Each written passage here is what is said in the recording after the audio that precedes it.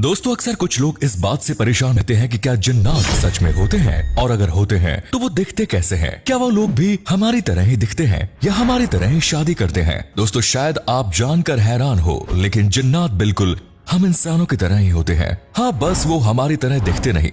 और जहाँ तक बात रही शादी की, तो मैं आज आपको एक मौलाना के ऐसे वाक़े के बारे में बताऊंगा जिसे सुनकर आप खुद समझ जाएंगे कि जिन्नातों की शादी कैसे होती है। दोस्तों, ये वाकया कोई कहानी नहीं बल्कि एक सच्ची घटना है जो एक मौलाना के साथ घटी। दोस्तों, उस मौलाना ने बताया कि उन्होंने जिन्नातों की शादी में शिरकत की।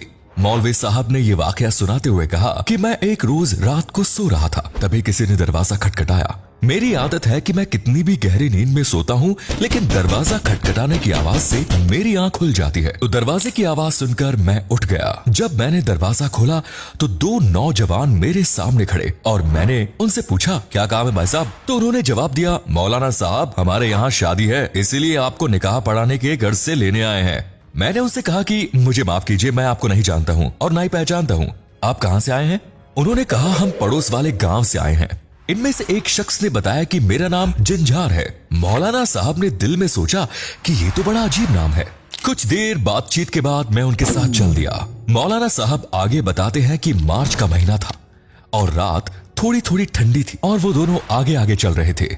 मैं उनके पीछे पीछे चल रहा था। आखिरकार हम गांव के उस मैदान में पहुंचे जहां शामियाना सजा हुआ था। वहां खूब रौनक और चहल पहल भी थी। रोशनी का भी अच्छा इंतजाम था। मैं इधर उधर देख ही रहा था कि तभी एक आवाज आई, खुशामदीद मौलाना साहब। मेरे सामने सफेद सलवार कमीज में एक शख्स खड़ा था जो दूल्हे का बाप था और इसका नाम सरदार मानस था। सरदार मानस मुझे आगे ले गया और मेरी मुलाकात दुल्हन के बाप से करवाता है। मेरे लिए वहाँ सब चेहरे अजनबी थे और वहाँ मेरे जानने वाला कोई भी नहीं था। हालांकि मैं इस गांव के बहुत से लोगों को जाती तौर पर जानता था। मैंने दुल्हन के बाप से कहा कि यहाँ पर इस गांव का एक भी शख्स मौजूद नहीं है।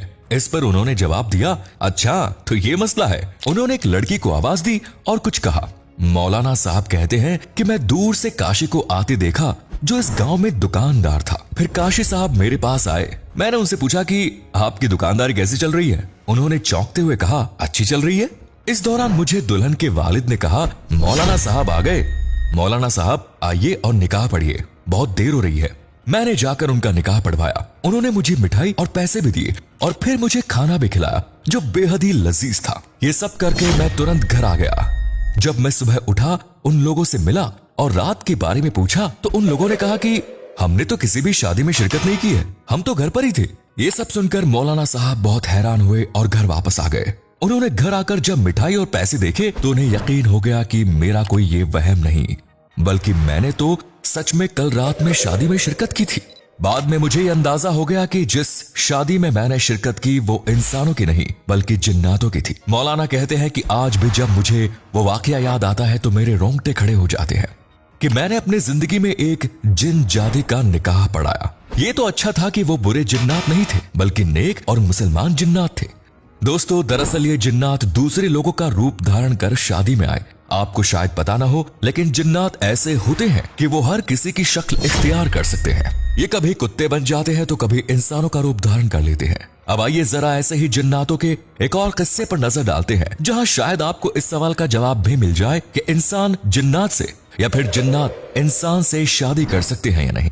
दोस्तों, एक बार एक दरवेश बता रहे थे कि मेरे पास एक आदमी आया जिसका ताल्लुक पंजाब से था। वो एक ऐसी मुसीबत में मुख्ताल हो गया था कि वो उसे जाहिर भी नहीं कर सकता था और छुपा भी नहीं सकता था। उसने आते ही मुझे खत जैसा कुछ पकड़ाया जिसमें लिखा था कि मेरा नाम फला है, मैं अपने इलाके में कुछ काम करता हूँ, मेरे बेटी बेटियां हैं, घर है, जिम्मेदारी है, जिंदगी बहुत सुखी से गुजर रही है, लेकिन मुझे एक रोग है जो मुझे बहुत खाए जा रहा है, जिसका मैंने कुछ लोगों के सामने इजहार भी किया, लेकिन इसका हल अभी तक नहीं निकल पाया है। बात दरअसल ये है कि मैं अभी जवान था और शादी को सिर्फ 3 साल ही हुए थे, जिसके बाद मेरे घर पर एक बेटी हुई। चूंकि मेरे पहले ही 2 बेटे थे तो बेटी की पैदाइश पर मैं बहुत खुश हुआ और मैंने बहुत सी मिठाइयां भी बांटी।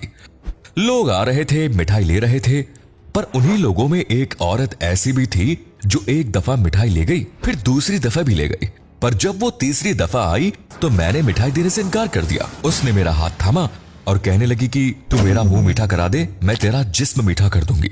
न मालूम कि उसके इस बोल में क्या तासीर थी मौलाना साहब कि मैंने उसे बहुत सारी मिठाइयां दे दी। हालांकि वो दिखने में बहुत खूबसूरत भी नहीं थी। फिर जब मैं रात को सोया तो मैंने देखा कि कुछ लोग आए हुए हैं। उन्होंने मुझे तुरंत उठाया और कहने लगे कि तेरी शादी हम एक जिन औरत से करेंगे। मैंने कहा मैं तो पहले से ही शादीशुदा हूँ। उसने कहा नहीं, वो औरत जो आज सुबह तुम्हारे पास मिठाई लेने आई थी उसका ये इसरार है कि मेरी उस शख्स से शादी करा दो, और हमें ये हुक्म मिला है क्योंकि वो औरत काफी मालदार है और हम उसके गुलाम हैं, इसीलिए तुम चुपचाप हमारे साथ चलो। मेरे मना करने के बावजूद भी वो लोग मुझे उठा ले गए। वो मेरी जिंदगी का इकलौता ऐसा मौका था मौलाना साहब जब मैंने खुद, वो लोग मुझे बहुत दूर ले गए, एक ऐसी जगह जहां बड़ी बड़ी पहाड़ियां जैसे मानो कश्मीर हो। हर तरफ खाने पक रहे थे, बहुत चहल पहल, और कुछ शामियाने भी बजा रहे थे। हर तरफ खुशी की आवाज़ें थी। फिर मुझे एक खूबसूरत सा लिबास पहनाया गया। लिबास पहनने के बाद जैसे मानो मैं अपने सारे पुराने गम भुला चुका हूँ। मेरे अंदर भी नई शादी की उमंग पैदा हो गई। शादी के बाद मुझे उठा के दुल्हन के कमरे तक पहुंचाया गया। कमरे में मैंने देखा एक लड़की है जो परियों से भी ज्यादा खूबसूरत है। उसका जिस्म, उसकी खूबसूरत आंखें, खूबसूरत गर्दन, गुलाबी होंठ, महकता बदन, नशीली पलकें, उसका बदन हीरे जेवरात से लदा हुआ था। मैं रात भर उसके साथ ही रहा और सुबह वो खुद ही कहने लगी कि अब मेरे गुलाम आपको छोड़ आएंगे। अपनी इंसानी बीवी से इसका इजहार मत करना वरना वो नाराज हो जाएगी। मौलाना साहब, इस कहानी को कई साल हो गए हैं। मेरी जिन्नाती बीवी जिसका नाम इनायता और मैं उसे दिलरुबा कहता हूँ, उसके साथ मेरी मोहब्बत ऐसी बढ़ी कि मेरे उससे 7 बच्चे हैं जो कि जिन है। हमारी कभी लड़ाई नहीं हुई। मैं जब बहुत गरीब था उस वक्त जब मेरी दिलरुबा से शादी हुई, शादी के बाद मानो मेरे ऊपर दौलत की बारिश हो गई। मैं अपनी इंसानी बीवी को किसी दूसरे शहर के बहाने से कह के हफ्ते में 2-3 दफे वहां चला जाता हूँ और दिलरुबा के साथ वक्त गुजारता हूँ। दिलरुबा के खादिम मुझे ले जाते हैं। मेरे वो 7 जिन्नाती बच्चे भी मुझसे बहुत मोहब्बत करते हैं। इनसे 7 में से मेरी 5 बेटियां हैं और 2 बेटे हैं, और वो सब अब काफी जवान भी हो चुके हैं। इंसानी बच्चों की तो मैंने शादी करवा दी, पर अब मैं इस बात से परेशान हूँ कि जिन्नाती बच्चों की शादी कैसे करूँ। कोई जिन्नात मेरे बच्चों से शादी करने के लिए तैयार ही नहीं है। वो कहते हैं कि उनका बाप एक इंसान है। इस बात पर वो अल्लाह वाले दरवेश कहने लगे कि मैंने इसकी बात सुनी तो मुस्कुरा दिया। मैंने कहा कि ये कोई मसला नहीं है, मैं जिन्नात से अर्ज करूंगा जिससे वो आपके मसलों का कुछ हल निकालेंगे। कुछ अरसे के बाद अल्लाह के फजल से धीरे धीरे उसकी औलादों की शादियां हो गई। हाँ, मैंने उसे एक चीज जरूर बताई, चूंकि जिन्नातों ने आपके रिश्ते ठुकराए थे वो कहीं आपकी औलादों पर जादू ना करते। दोस्तों, कई उल्मा लोगों का ये कहना भी है कि कभी कभी इंसान और जिन्नात आपस में निकाह कर लेते हैं और उनकी औलाद भी होती है। ये चीज बहुत मशहूर आम है। हुजूर सल्लल्लाहु ताला अलैहि वसल्लम का ये इरशाद भी हदीस में मौजूद है कि आदमी जब अपनी बीवी से हम बिस्तरी करता है और बिस्मिल्लाह नहीं पढ़ता तो शैतान उसकी बीवी से मुजामियत करता है।